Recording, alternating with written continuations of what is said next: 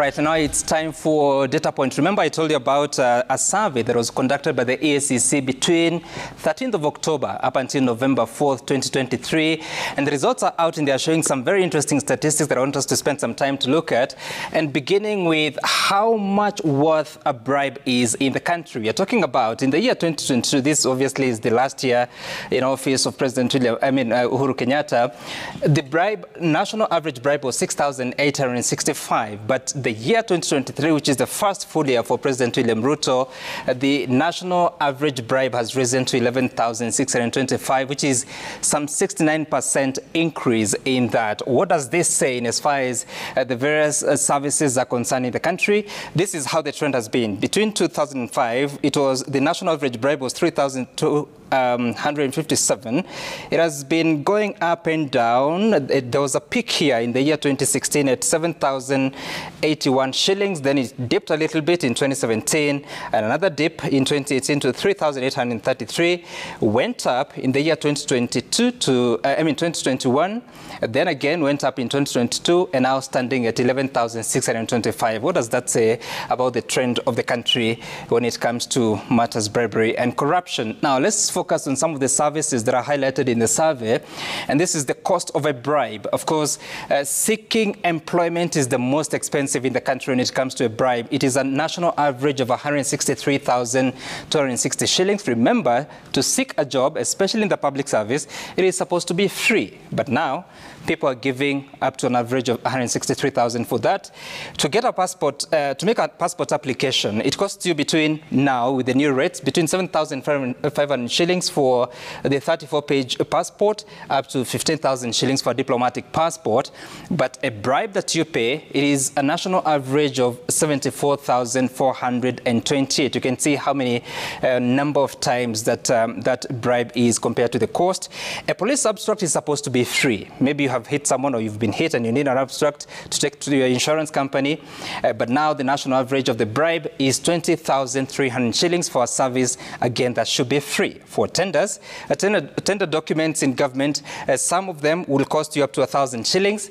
But then there's a national average bribe rather, of 17,000 shillings. So it could be higher, it could be lower, depending on the organization and the person asking for that bribe, and also the person willing to give it. Now, talking about the services, if you're bailing unarrested persons, remember, someone if arrested by the police, they're supposed to be released based on the law. Maybe they could get a police bond, or they could be taken to court and released on bail, or whatever the terms may be. But there's a bribe that people are giving, an average of 11,056 shillings to, obviously, people that have that person in custody, usually the police.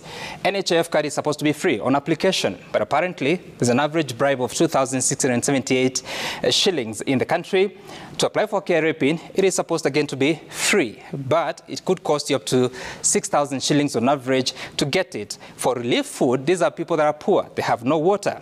It is supposed to be free because it is aid, it is relief. But then again, the bribe is 5,000 shillings on average across the country. And beyond that, to look at another service, you're talking about the National Transport and Safety Authority appears to be among the leading institutions in terms of the average bribe across the country.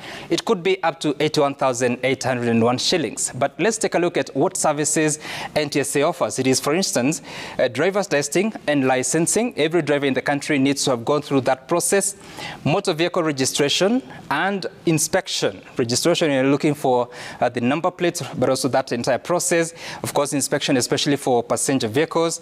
PSV registration are also services that NTSA offers. Now, if there's a bribe, there are certain services that are at risk, or there's a social problem that can be seen in the road accidents and the road carnage that we experience. So you can see the impact of corruption on the society. Another service to look at is the judiciary. They're saying that this is the second leading in terms of the national average of a bribe at 49,611 shillings. Judiciary is supposed to be offering justice. There could be filing of documents, there could be court orders, there could be court proceedings that maybe someone wants to go to the next level of seeking justice. The problem of the bribery would be seen in the injustice as well as delayed justice that would befall persons who are approaching the court or the judiciary. Another service is the Kenya Bureau of Statistics. This is an institution that the national average bribe is now determined to be 40,000 shillings based on the respondents to the EACC survey. Obviously, KEBS has worked to determine the quality management of products in the country. It has also a responsibility on the food safety. It has a responsibility on certification of maybe occupational health, as well as the safety of infrastructure. Then there is medical equipment certification. It is the work of KEBS to do that. Now, if there is bribery, there are certain issues. There's a social problem on the substandard goods that may come to the market, as well as the health risks that accompany such kind of a threat. Beyond that, let's talk about the Kenya Power. Of course, the monopoly when it comes to the supply of electricity in the country. The national average bribe is 23,738 shillings. And this Kenya Power offers the services of electricity supply and connection. There's another one, the Kenya Revenue Authority. Its work is to collect revenue to finance government services, but also it has a duty for tax administration as well as compliance certificates. But then there's a national average bribe of 11,430. Again, it could be lower, it could be higher, depending on who is paying, who is receiving. Beyond that, there are confidence levels that the EACC survey looked at, looking at different institutions. Talking of the executive, which is, if you look at the report, it shows that it is at the presidency. Only 41% of respondents are confident that the executive is going to fight corruption. 49% are not confident. If you talk about the cabinet secretaries, only 31% are confident. 47% are not confident. For the principal secretaries, 46% are not confident that they are going to fight corruption. And for the governors, the county governors, the 47 of them, 53% are not confident that they will fight corruption at that level. Now, beyond that, if there's no confidence in the key institutions, so where is the confidence? It is in the private broadcasting. You're talking about media houses, for instance, Raw Media Services, Standard Group, Nation Media Group. Those are mentioned in the report. The confidence level is at 68%. Public media, for instance, KBC TV and radio, again, mentioned in the report, 65%. In religious organizations, 64%.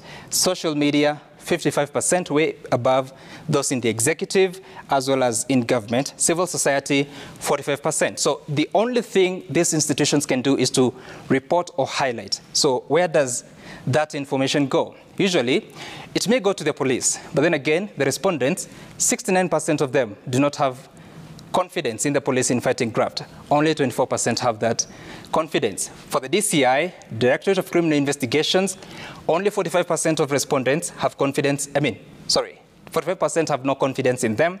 It is only 31% that have confidence in them. The Office of the Director of Public Prosecutions, because after all these complaints have been made, investigations have been conducted by the relevant authorities, whether it is the DCA or the EACC, they go to the prosecutor. But 41% of the respondents have no confidence in the ODPP. Only 28% are confident of that. The Kenya Revenue Authority, a whole 45% are not confident, or if you like, 4 people, nearly 5 people in every 10 not confident in the KRA fighting corruption. But if people are not confident in those, so what should happen? That matter should go to the judiciary. But at the judiciary, it is only 33% of respondents that are confident in the judiciary in fighting corruption. 45% are not confident. The senators, because if every institution fails, then you go to parliament. Senators, it is only 35% of respondents that are confident in them. 55% are not confident in them.